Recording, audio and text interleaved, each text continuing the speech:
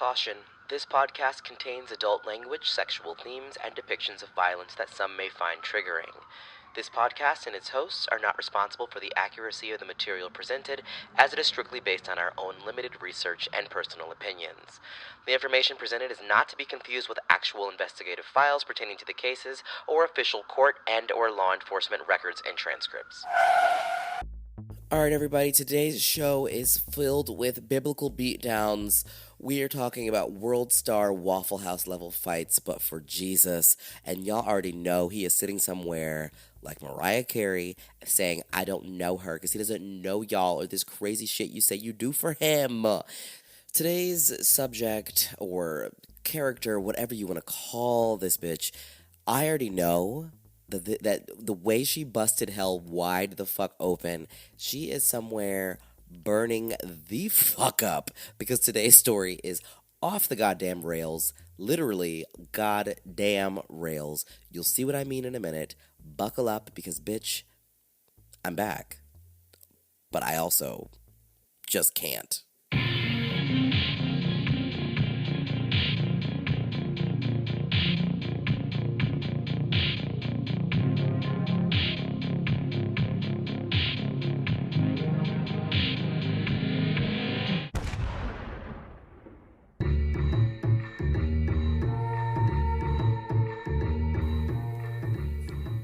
What's going on, everybody?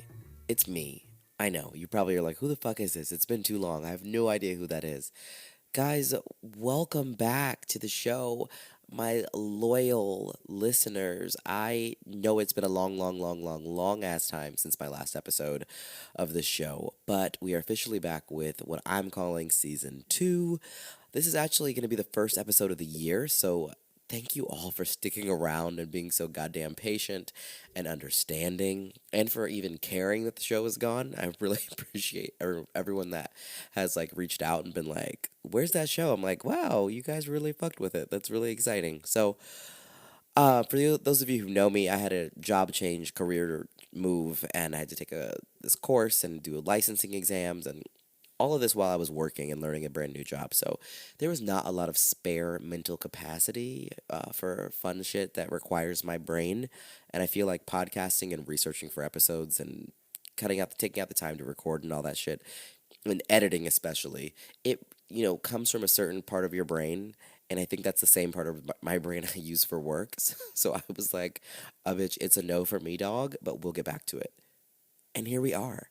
So, guys, today, we're going to kick things off with an interesting story. Today, we're talking about a true fucking loon, a lunatic, Looney Tunes.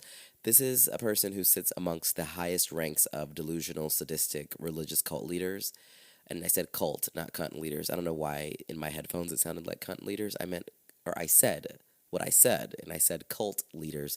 So this bitch walked so that Heaven's Gate and Jonestown could run.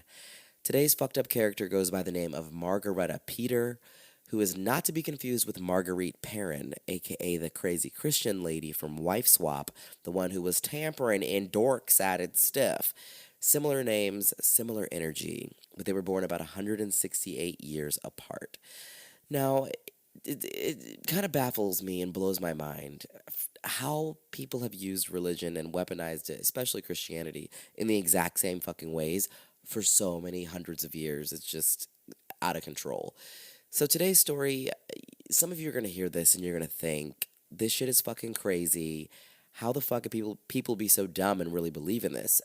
Well, as someone who grew up in a black Christian cult in Tampa, Florida, I can personally attest that people believe all types of dumb shit and will be 10 toes down in their stance all the way to the grave, even if they know that shit is ridiculous.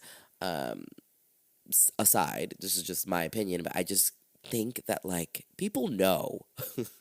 People know at some point, most people hit a point when they're in some shit that just doesn't sound right and they know it's fucking out of pocket. People figure it out and they know, but I feel like the shame and like the emptiness they feel once they realize that everything they base their like life around was a lie or was complete bullshit or like just ridiculous. I feel like it's like too much for them to bear, so they're just like, you know what? Putting my blinders back on. I'm gonna pretend like this shit is real. But, anyways, while I'm over here reading my parents for filth, let me get back to the show. All right, so on Christmas Day in 1794 in Switzerland, good old Kris Kringle dropped off one of the worst fucking presents of all time, aka a little baby girl who they named Margaretta. Also, since she was born on December 25th, this means she is a Capricorn. Her and Jesus, they are both Capricorns, which I think is fitting, but I'll double back to that, possibly. So, Margareta was born into a relatively large family in a small town in Switzerland. She had several older siblings, and her father was a widower. Sidebar, I feel like that's like a recurring theme. Like these single dads who end up raising sociopaths on these stories. I don't know, feel like I've heard it before. Getting some deja vu. So Margarita, she might have been the youngest of Margaretta. Margaretta might have been the youngest in her family, but she definitely wasn't the wallflower. When she was a small child, I'm talking like 5 or 6 years old, this chick was extroverted and allegedly like freakishly smart. And some people even referred to her as a child prodigy back then. All the crazy ones are, I feel, like legit. Like, if you're like super, super, super, super freakishly smart, something ain't right. So she was also super infatuated with religion. Now, no shade, but you obviously know she was a Christian. Like, just everything about this is setting the stage for her to have been a Christian. No shade. I guess she was reading the Bible and preparing her own sermons around that same age of 6 years old, and she would call her whole family to the living room and make them sit through it, which I can't lie, that sounds so fucking annoying. Like, sitting through the stories that children tell is already a struggle. But if you think I'm gonna sit around while fucking baby Jojo Siwa is preaching to me about my sin, you got me all the way fucked up.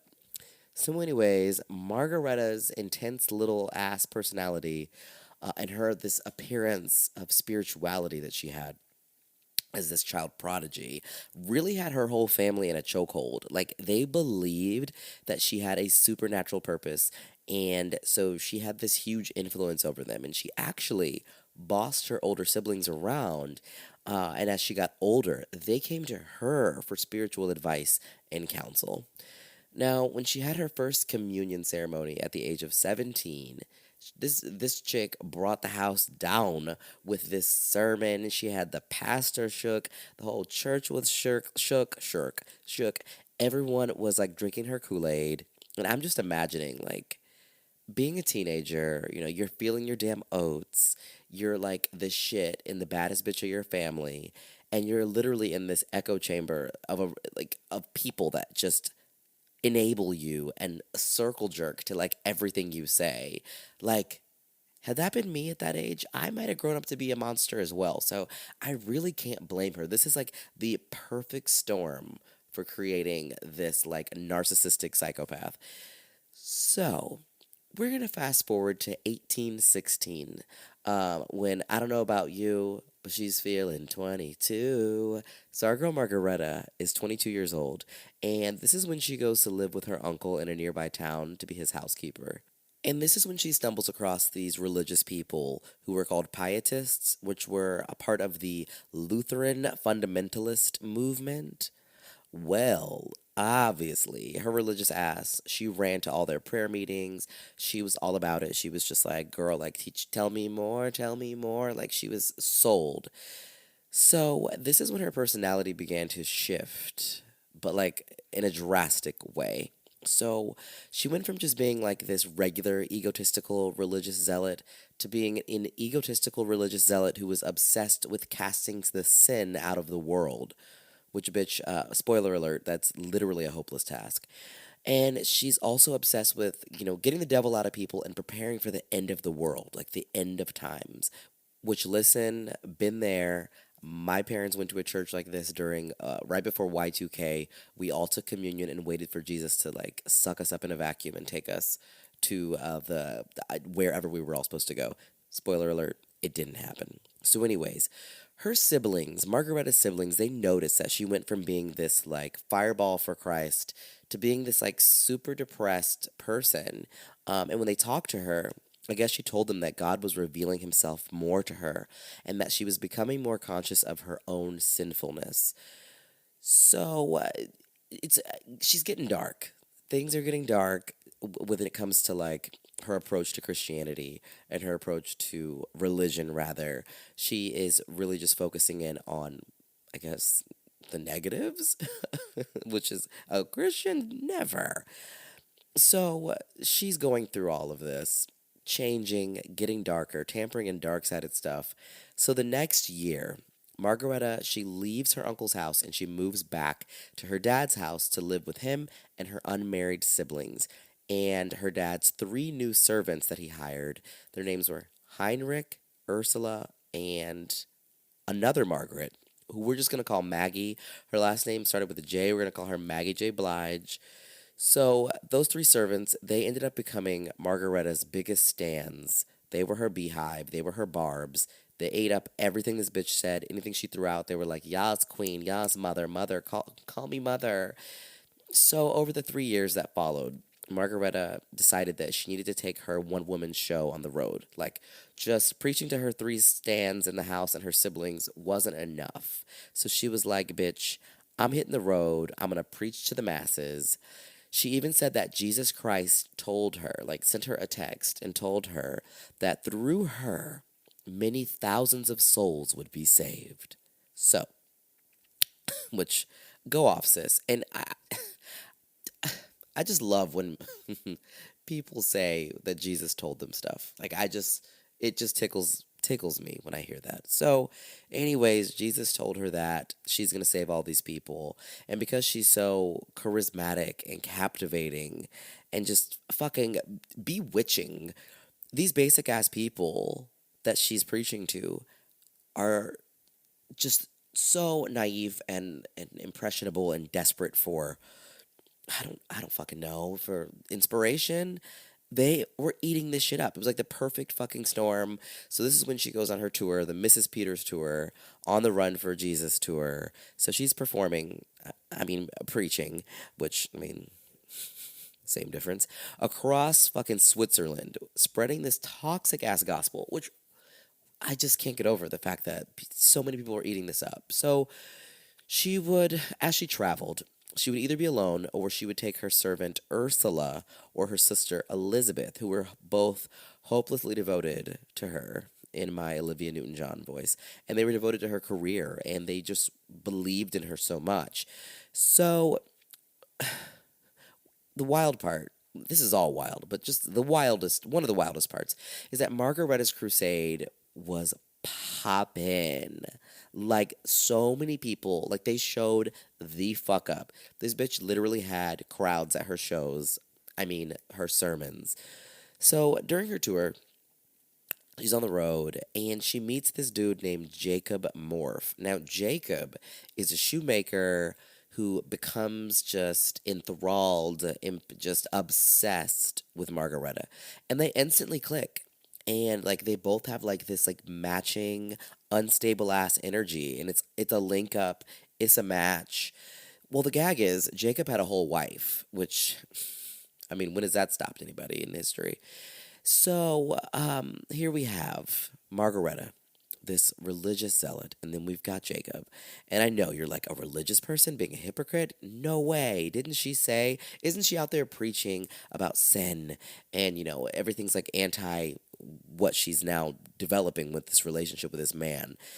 So allegedly, her followers claim that nothing physical happened between them, but there's also stories that some shit did go down and that there was like a love child that got put up for adoption.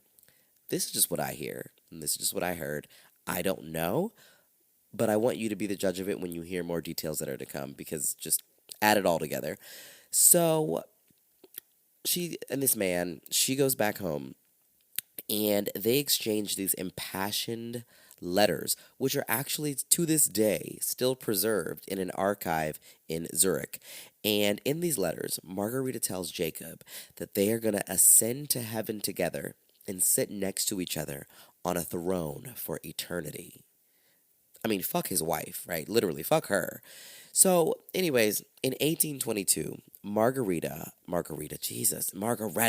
and her sister Elizabeth, they fucking disappear. This is like after, right on the heels of the tour. They get back and then they fucking disappear. Now, the family calls the police and they do a full search for them, only for the two of them hoes to pop up on their own several months later in 1823. So, when they get back, Margaretta apparently looked like shit. Like she was skinny and pastier than usual. She was like looked like she was super sickly, and she wouldn't tell anyone where they had been. Now, soon after this, when her spiritual sneaky link, Jacob from the Nike store, the man who made the shoes, he shows up at her dad's house where they're all staying because he heard, she's back. Apparently, she had been sending him letters, and she sent him one, like more letters since she came back. She was back in contact with him. She sent him a letter saying that the two of them would be heading to heaven together soon. Well, well, in addition to her, having this revenge body and this pale ass skin, Margaretta was also acting even more out of pocket than before. So she's behaving super strange, Dr. fucking strange.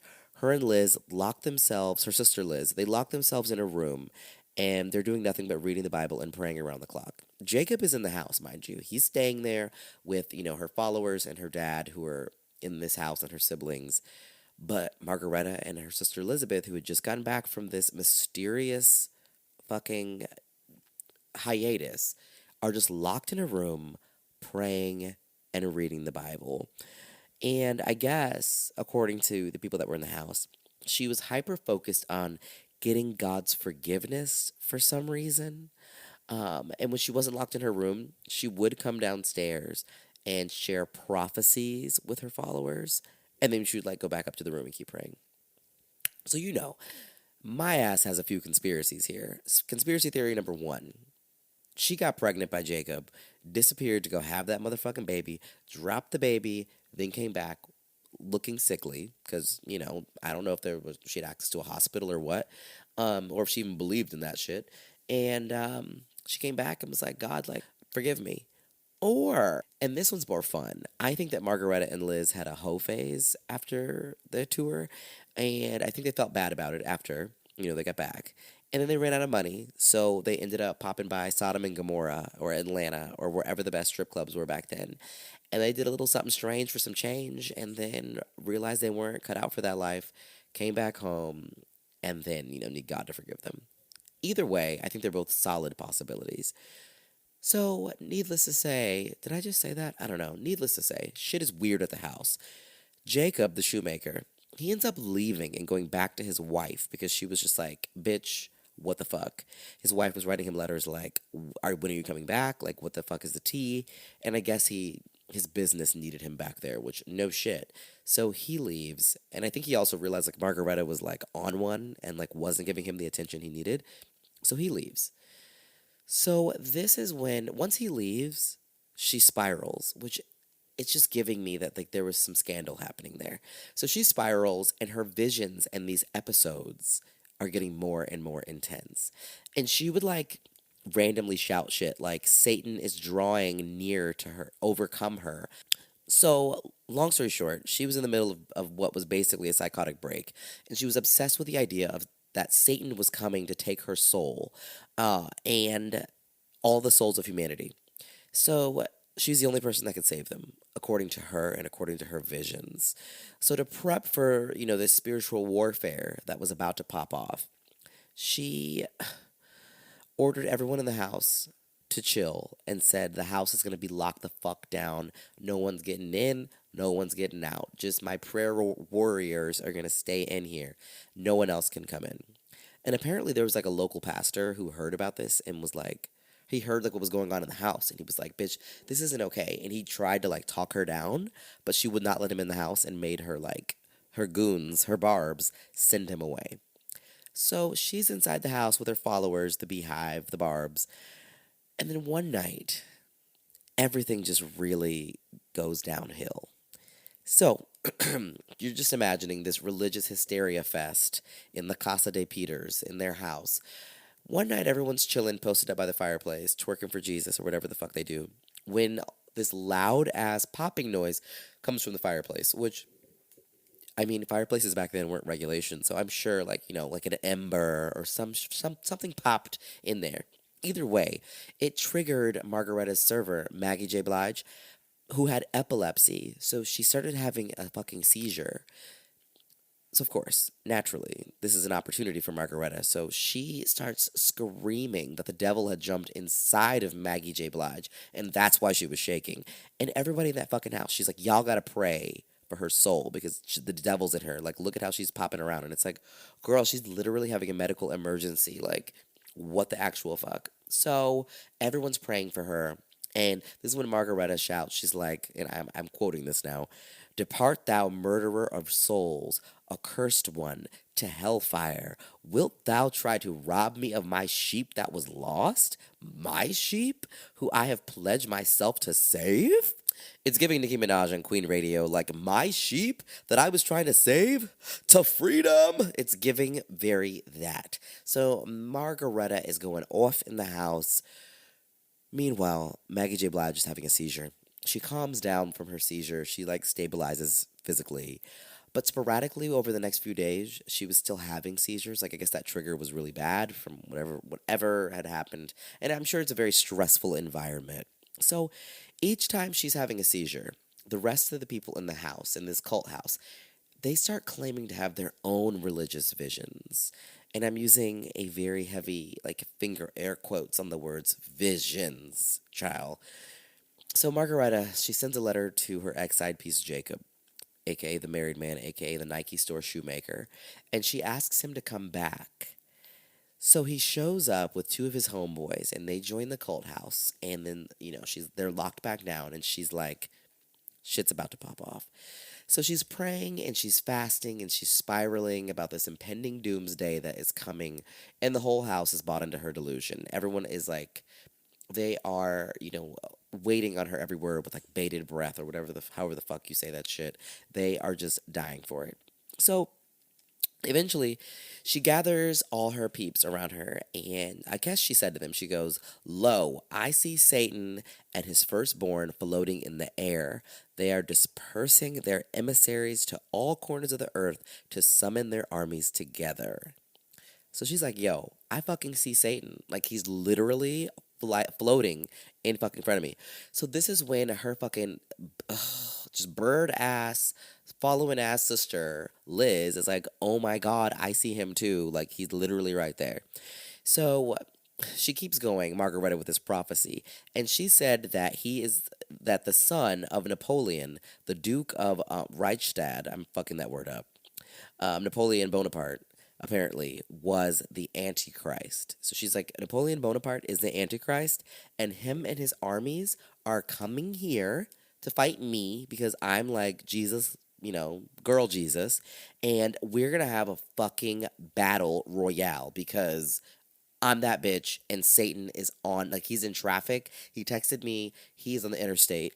He will be here in 5 minutes. And of course, all these hoes in the house, they are like, yes, yes, they believe it.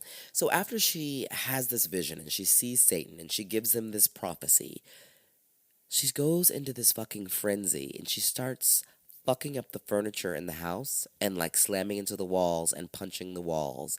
And she starts beating the walls with a fucking hammer. Now, at this point, Maggie J. Blige started having another fucking seizure, probably because all the loud noises, if that was a trigger for her, and the fucking stress of being in this house. And of course, as soon as the seizure starts, what happens? Margaretta is like, see, I told y'all. I fucking told you. She said, the spirit of old Napoleon is gathering a mighty host and marching against me. You must wrestle until blood. Go. Fly. Fetch me axes, clubs, whatever you can find. Bar the doors, curtain all the windows in the house, and close every shutter. You know how fucking scary I would be so fucking scared if some bitch said that to me. So she says this to her followers, and they don't even flinch. They follow her instructions.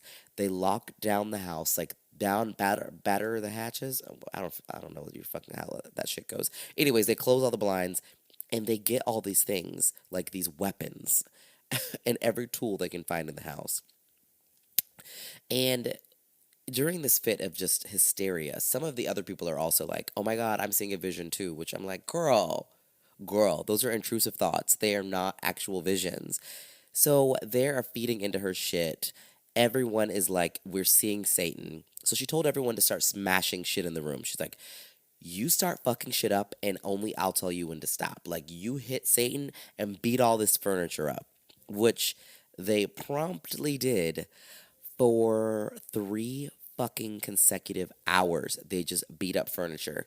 And you know what I'm picturing? I'm picturing those.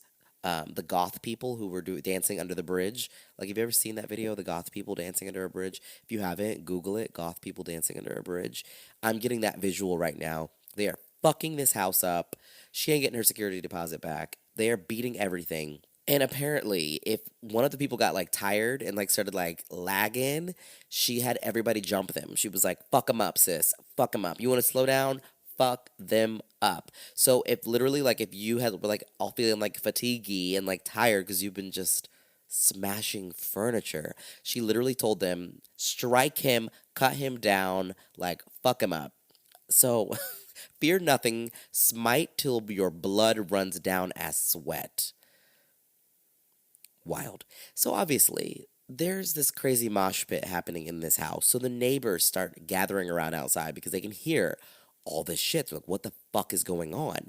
And Margaretta saw them through the window and was like, see, they are like that crowd. They are enemies of God. They're from the devil.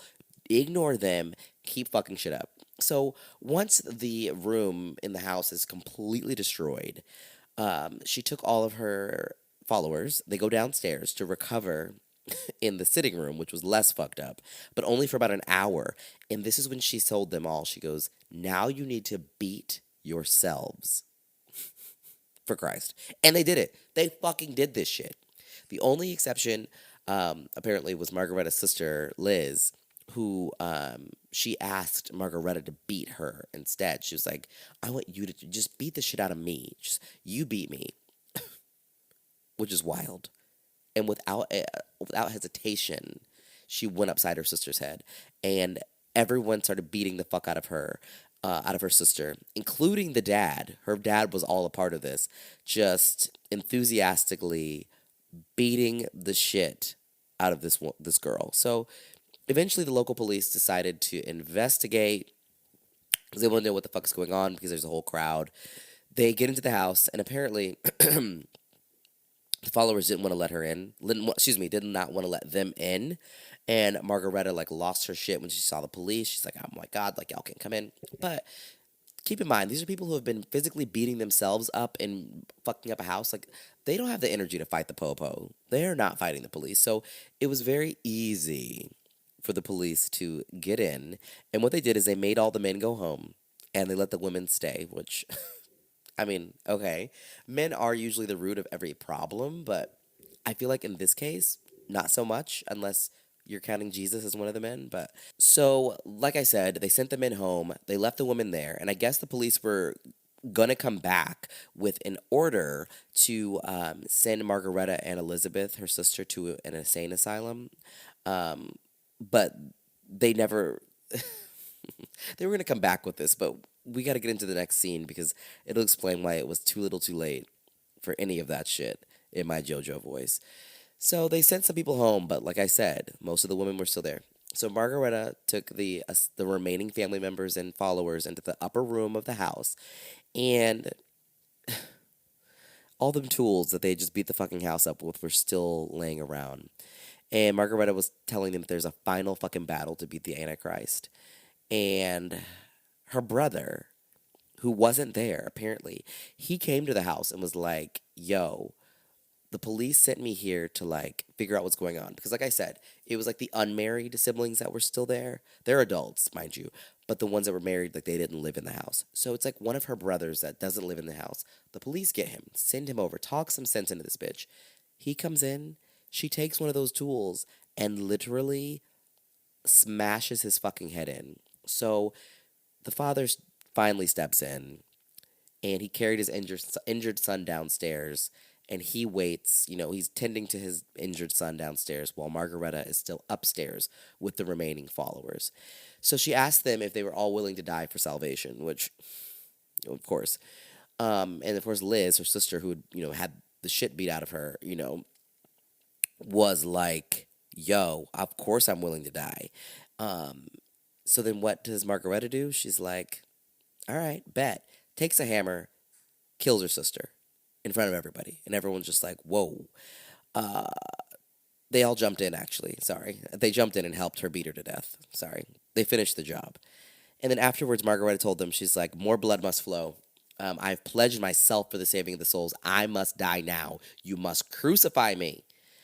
So everyone, it's just kind of crazy that everyone's still on board for the most part. But I mean, I have so many thoughts. I'm trying to get through the story, but I'm also just like, wow. So Elizabeth's dead body is on the floor. And the followers were a little reluctant to kill Margaretta because they're like, "Bro, like you're like our Jesus." And she's like, "No, like listen, I'm actually gonna come back in 3 days from the dead. Me and Elizabeth. Like it's all good, like just like Jesus. But it'll be 3 days. We'll be back." So this is when Margaretta takes a hammer and hits herself in the head, and then she ordered everyone to gather wooden nails. Now that servant Heinrich, he left. He's like, "Bro, I can't, I've done enough." But the rest were like, "Bet, like we're game." So they get wood, and they nail Margaretta's hands and feet to blocks of wood, and they mount this bitch on a wall like a flat screen TV, literally like a Toshiba. This hoe is up on the fucking wall, still alive. And what's crazy is they said that she seemed completely immune to the pain, which just tells you how crazy the brain is, like how our brains work. Like you can channel or channel or not feel pain if your brain is doing certain things. Anyways, they got this hoe mounted up on the wall, being crucified. And she's telling them, she's like, "Do not fret, y'all. I'm coming back in 3 fucking days. I'm gonna die up here." And then she was like, "But you need to take this stake and drive it through my heart." Well, apparently they were trying and they kept missing. Like Buffy the Vampire Slayer was not available. So they just beat her in the skull until she died. Apparently, after she died, what did everyone do? After they crucified her and after she was dead, what did everyone do? They went downstairs for dinner, and they had a meal and just ate and relaxed and chilled, and they were like, "Cool, like it is what it is."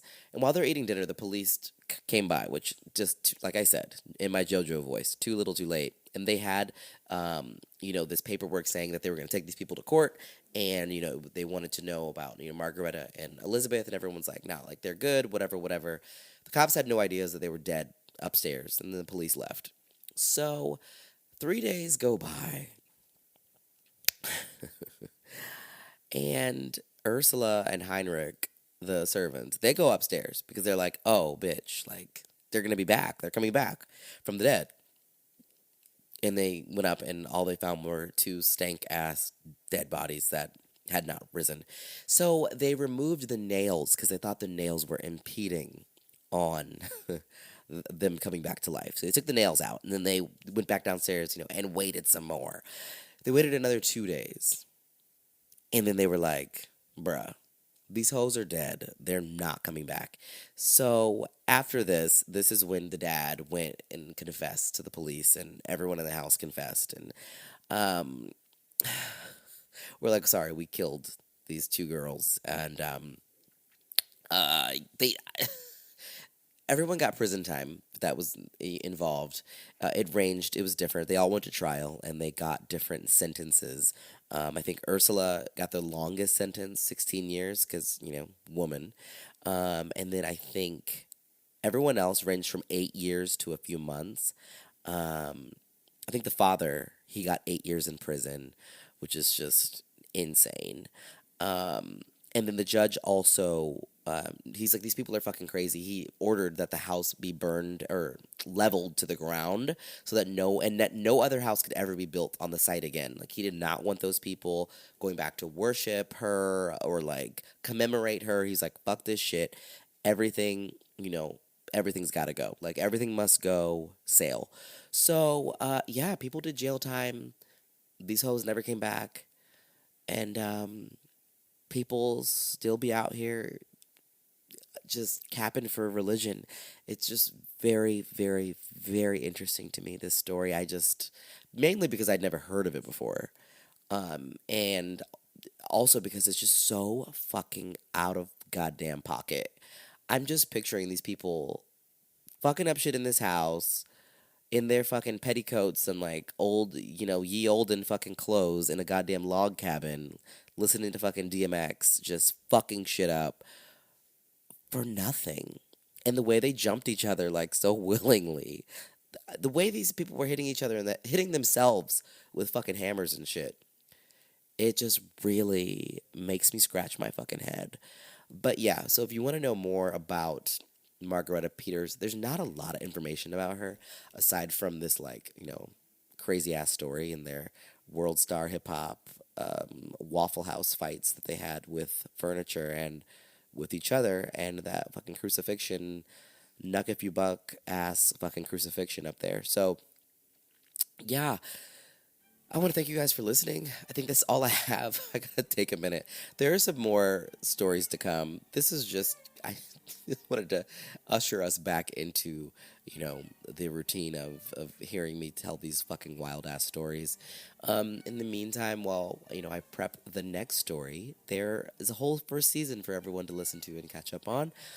We've got more to come. You can follow us on Instagram at Bitch I Can't Pod. Again, that's Bitch I Can't Pod. Also, big side note, I made this podcast through Anchor, which Anchor was purchased by Spotify, which I love Spotify for my music, but for some reason, my podcast audio quality is complete trash on Spotify. If you listen to this podcast on Apple Music, you'll notice the audio quality is better. So I implore you to use Apple Podcast app, Apple whatever, Apple fucking the iPhone one. Use the iPhone podcast app. The audio quality is better. If you must use Spotify, sure. If you don't have an iPhone, sure, go ahead and use it. I'm hoping they can figure that out.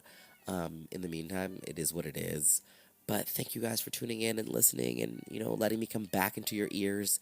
Again, it's just good to be back. And yeah, I will talk to you all soon. In the meantime, don't start a religious cult and beat the brakes off your friends with hammers in your attic. All right? Talk to you soon. Bye.